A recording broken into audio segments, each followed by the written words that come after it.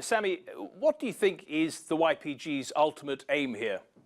The YPG's ultimate aim is independence. It wants to have an independent state. It wants to start off with northern Syria, which will agitate the Kurds in Turkey, which will result in a civil war within Turkey, a civil war in which the US will not back Turkey, neither will Europe, neither will Saudi, neither will UAE, neither will Iran, neither will Russia. They will leave Erdogan and the AK Party to fight a brutal civil war with the Kurds, who will seek to carve out their own state, which will become like a new Israel in the Middle East. The issue, the problem in Syria is this: it's much deeper than a simple binary of for and against. The US wants a model like Iraq in Syria. It surrendered the fact that the government is going to be a Russia-Iran-leaning government. Just like in Iraq, it's an Iranian-leaning government. However, the US want to use the Kurds as a card in the political scene in Syria to put pressure on the government to ensure it doesn't go all the way to the Russians, just like it does in Iraq, and which was one of the reasons why the US backed out of giving independence to the Kurds in Iraq.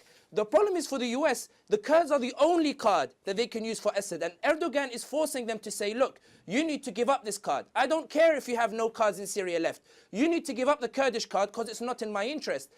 The problem is, however, for the US perspective, is Erdogan is not offering an alternative to the Kurds. Erdogan is not offering the US some sort of security for their interest in Syria. Moreover, Erdogan's visits to Moscow and Erdogan's increased leaning towards Russia is putting the US on edge. The US is on the verge of losing a NATO ally and losing a potential power card in Syria.